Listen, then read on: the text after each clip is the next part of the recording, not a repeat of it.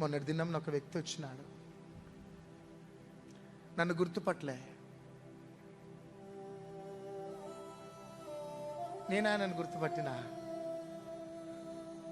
Brother బాగున్నారా అని అడిగిన.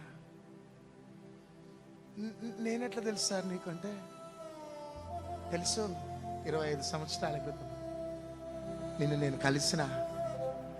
అట్లనా సార్ నన్ను కలిసినరా? ఏ సందర్భంగా కలిసినంటే, నాకు ఒక జీప్ ఉండేది.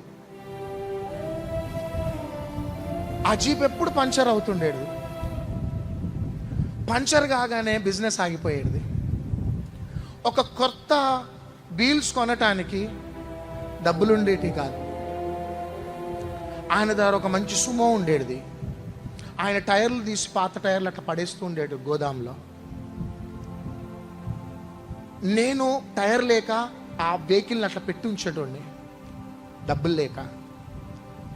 చివరికి ప్రొద్దున్న 7 గంటలకు వెళ్ళి ఆ చెట్టు కింద కూర్చున్నటోడిని ఆయన కోసం. ఎవరో బాబు వచ్చిండు, పాత టైర్లు ఉంటే అమ్ముతే కొనుక్కుంటానికి వచ్చిండు. 2 టైర్లు కావాలట. అంటే కూర్చోమనయా ఆయనని, కూర్చోమను ఆయనని, ఎందుకు తొందర, కూర్చోమను అని అంటా ఉంటే నాకు వినబడేటి. ఆ చెట్టు కింద కూర్చోని ఉండేటండి. 7 గంటలకు పోతే 10 గంటలకు వచ్చేటోడు ఆయన.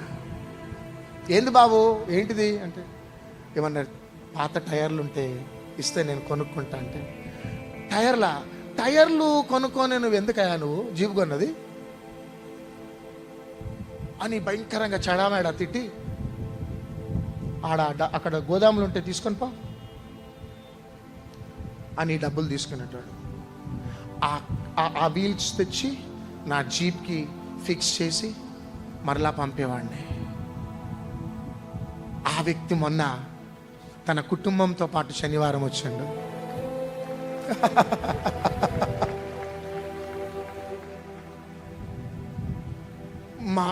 మా భార్యకి బాగలేదండి, ప్రార్థన చేయరా అని వచ్చినాడు.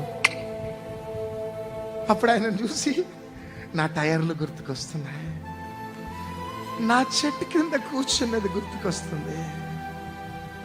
అప్పుడు నేనన్నా, గత 27 సంవత్సరాల క్రితం ఒక చెట్టు కింద ఒక యవనస్తుడు కూర్చున్నాడు చూడు, ఆ యవనస్తుడిని నేనే. వా గట్టిగా, టైర్ల కోసం వచ్చింది నువ్వేనా? అవును, 2 టైర్లు నీకు ఇచ్చిన, తిట్టుకుంటూ ఇచ్చిన నువ్వేనా? అవును, నేనే. అప్పుడు ఒక మాట అన్నాడు ఆయన, యేసుక్రీస్తు ప్రభు దేవుడని నేను ఎలా నమ్ముతానో నమ్మనో కానీ సార్, నిన్ను చూడగానే యేసుక్రీస్తు ఉన్నాడని నమ్ముతాను. యేసుక్రీస్తు దేవుడు సార్, నో డౌట్.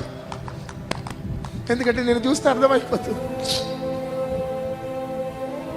అందుకని అవన్నీ జ్ఞాపకం చేసుకొని ఏడ్చుకుంటూ కూర్చుంటా అంతే రాత్రింబగళ్ళు.